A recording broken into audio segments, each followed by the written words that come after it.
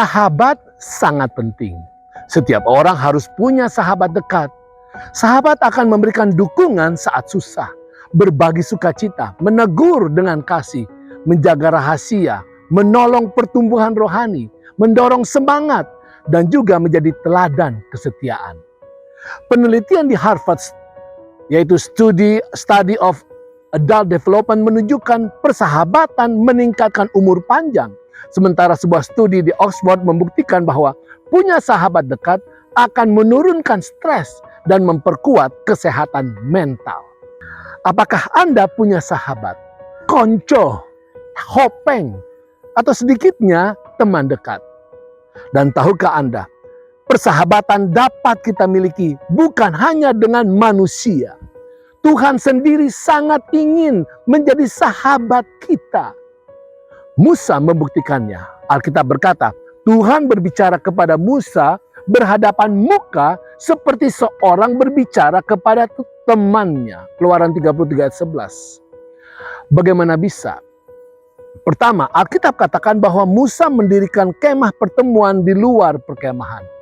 Itulah tempat khusus yang ditetapkannya hanya untuk perjumpaan dengan Allah. Dan Musa datang ke sana dengan waktu khusus untuk berbicara, curhat, ngobrol dengan Tuhan.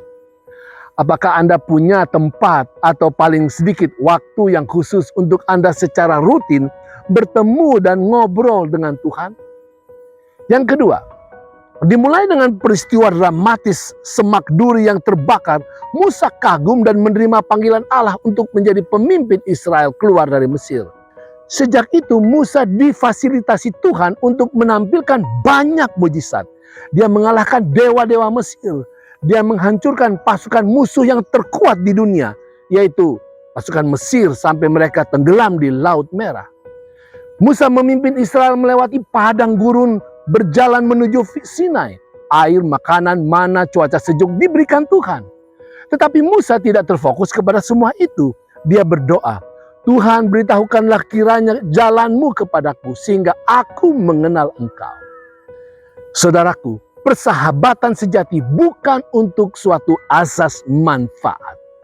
Bukan sekedar karena mengejar berkat, fasilitas, dan kehebatan yang kita ingin terima. Tetapi haruslah karena kerinduan untuk hubungan yang semakin erat secara pribadi dengan Tuhan. Yang ketiga, Musa berkali-kali bertemu dengan Tuhan.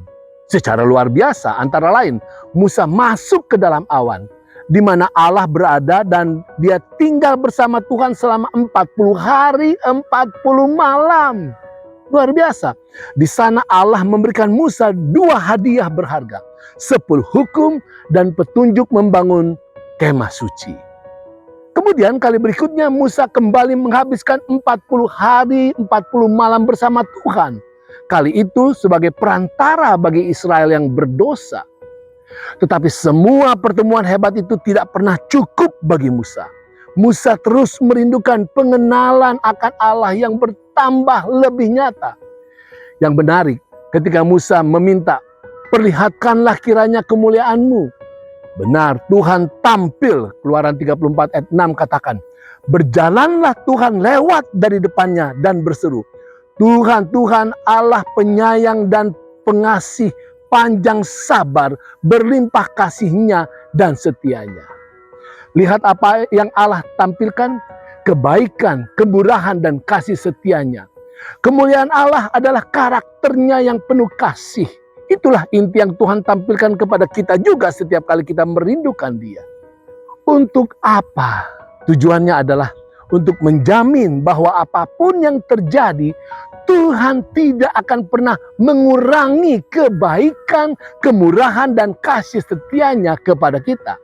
Dan diharapkan kita juga jangan sekedar tahu tentang Tuhan, tentang teologi, tetapi kenallah dan bertumbuhlah semakin penuh kebaikan, kemurahan, dan kasih setia kepada Tuhan dan juga kepada setiap orang yang ada di sekitar kita.